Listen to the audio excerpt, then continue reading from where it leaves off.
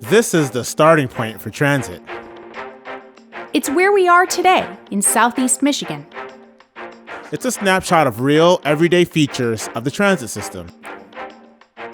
This is not an endorsement of any transit plan. It's not a criticism of existing transit providers. For their part, the transit providers deliver as much service as they're funded to deliver. In other words, we get what we pay for. So with that, take a minute to understand the present state of things. From there, we'll see a clearer path ahead.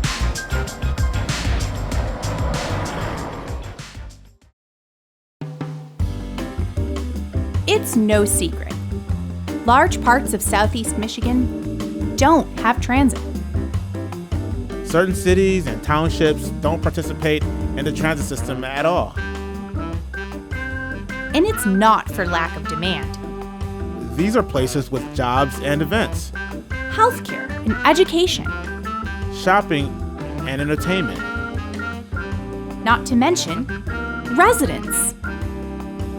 Then, plenty of cities and townships do participate in the transit system. How does it look in those places? Even if a community chooses transit, that doesn't always mean adequate coverage. Countless neighborhoods and everyday destinations are several miles from the nearest transit route. By now, it's obvious that Woodward will be a transit corridor. But what about Crooks Road and Pontiac Trail? Walton Boulevard and 11 Mile Road.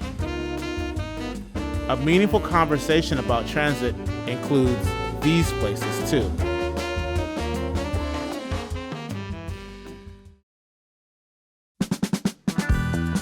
Coverage?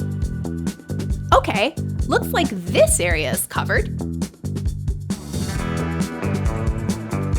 Or is it? Yes, you can catch the bus here, but only a few times a day and only on weekdays. No service at night or on weekends or at 11 a.m. on a Wednesday. Here's Woodward again. Transit is convenient here because buses run 7 days a week, morning, noon, and night. Better yet, they run frequently. If you miss a bus or your plans change, no problem. Another bus will be along in 15 minutes. But around here, that's the exception. On most streets, the bus only comes once an hour. If you can't catch the bus at 2:56, your next chance isn't until 3:56. Try planning your day around that.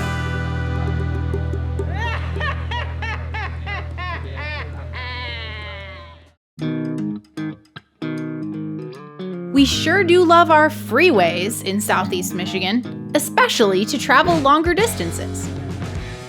If you're going east-west, you probably use 696 or M59 rather than 12 Mile Road.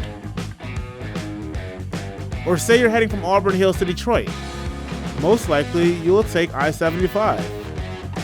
How does transit connect the dots?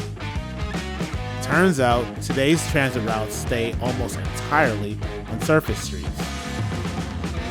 Recently, we've seen the appeal of faster, limited stop options on major corridors. This type of service has made transit time comparable to driving time. Can we use our vast freeway system to bring these benefits to more corners of Southeast Michigan?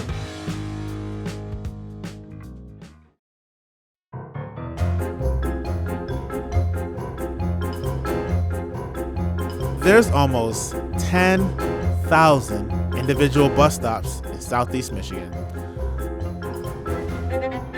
A lucky handful of them feature shelters, paid boarding areas, or other basic amenities. More common are these bare-bones bus stops, some of which hardly offer a place to stand. Many bus stops are on wide, high-speed roads that were built primarily to move cars. Crossing these roads and waiting near them can be difficult, or at least unpleasant. The good news is, with a little foresight, we can build better environments for transit. Remember, every transit trip starts and ends on the sidewalk. So improvements to transit stops double as improvements for all pedestrians.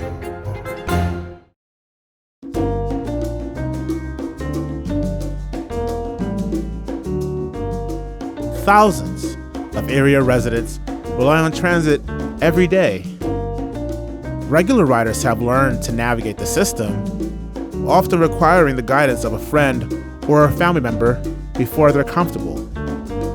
A far larger share of Southeast Michiganders have never set foot on transit. Most don't even know their options. Plain and simple, our area does not have a culture of using transit. While transit information is available online and by phone, the experience can be daunting for a new user. Ask yourself seriously, if you set out to use transit right now, would you even know where to start? What can we do to ensure that no matter who you are, going by transit is easy and approachable?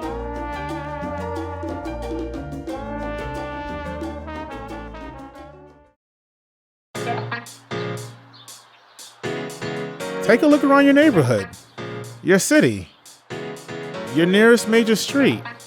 We're not starting with no transit. As we attempt to build better transit, what are the holes to fill in? What are the barriers to lower? What are the assumptions to rethink?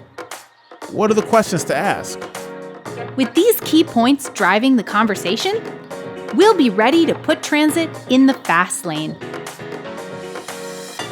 You coming along?